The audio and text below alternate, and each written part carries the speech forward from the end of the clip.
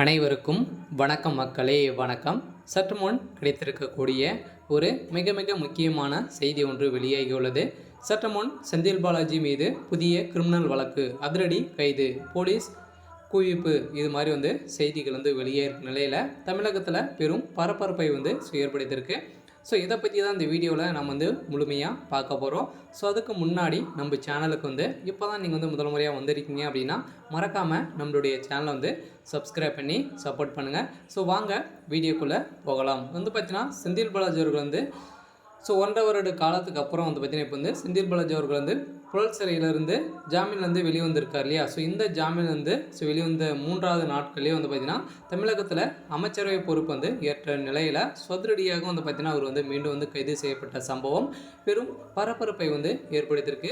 இதனிடையே திமுகவுடைய நிர்வாகியிடையே பார்த்தீங்கன்னா அடிதடி மோதல்கள் ஸோ கலவரங்களும் ஏற்பட்டு வருகின்ற நிலையில் செந்தில் பாலாஜி அவர்கள் மீது பார்த்தீங்கன்னா அதிரடியாக புதியதாக ஒரு வழக்கு கிரிமினல் வழக்கு போடப்பட்ட சம்பவம் பெரும் அதிர்ச்சி அளிக்கக்கூடிய அளவிற்கு ஒரு பரபரப்பான செய்தி வெளியே இருக்குது. இதனால் அதிரடியாக செந்தில் பாலாஜி அவர்கள் பார்த்தீங்கன்னா கைது செய்யப்பட்ட சம்பவம் திமுகவுடைய தலைமையகத்துக்கு பெரும் அதிர்ச்சியை சொல்லிச்சிருக்கு இல்லையா. செந்தில் பாலாஜி அவர்களுக்கு பார்த்தீங்கன்னா நம்பி இவருக்கு முதல்வர் அமைச்சர் பதவியும் கொடுத்திருந்த நிலையில் முதல்வர் ஸ்டாலின் அவர்களுக்கு பார்த்தீங்கன்னா அதிரடியாக ஒரு நெருங்கிய நபராக கூட பார்த்தீங்கன்னா இப்போ சிறந்து விளங்கக்கூடிய அளவுக்கு செந்தில் பாலாஜி அவர்கள் விளங்கி வருகின்ற நிலையில் இருந்தாலும் இவருடைய மீது பார்த்தீங்கன்னா அமலாக்கத்துறை இப்போ தான் பார்த்தீங்கன்னா ஸோ அமைச்சர் பதவி இல்லாத அமைச்சராக இருந்தார்.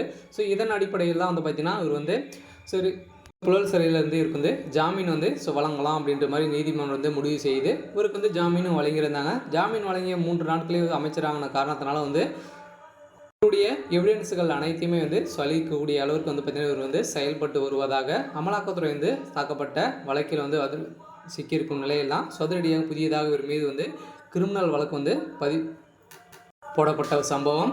அதிரடியாக அமைச்சர் செந்தில் பாலாஜி அவர்கள் கைது செய்யப்பட்டு இருக்காரு.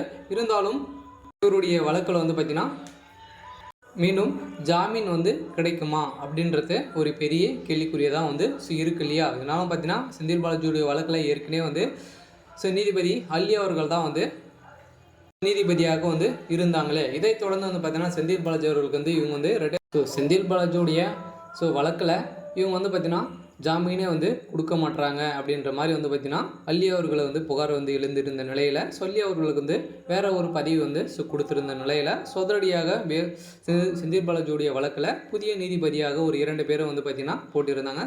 2 நீதிபதிகளும் பார்த்தீங்கன்னா கலந்தாய்வு செய்து செந்தில் பாலாஜிக்கு ஜாமீன் வழங்கலாம் அப்படின்ற மாதிரி உத்தரவும் போட்டிருந்த நிலையில் சோதரடியாக இருந்தாலும் செந்தில் பாலாஜி அவர்கள் பார்த்தீங்கன்னா இப்போ அமைச்சரான காரணத்தினால சோதரடியாக இப்போ கைது மீண்டும் செந்தில் பாலாஜி அவர்கள் கைது செய்யப்பட்ட சம்பவம் புழல் சிறையில் அடைக்கப்பட்டிருக்காங்க. இருந்தாலும் செந்தில் பாலாஜி அவர்களுக்கு ஸோ ஜாமீன் கிடைக்குமா அப்படின்றத ஒரு பெரிய கேள்விக்குரியதாக இருக்குது. இருந்தாலும் என்ன நடக்க போகுது அப்படின்றத ஸோ நாம் வெயிட் பண்ணி பார்க்கலாம். ஸோ இது மாதிரி அரசியல் சார்ந்த நிகழ்வுகளை தெரிஞ்சுக்கணும் அப்படின்னா ஸோ மறக்காமல் நம்மளுடைய சேனலை சப்ஸ்கிரைப் பண்ணிக்கோங்க. தேங்க்யூ.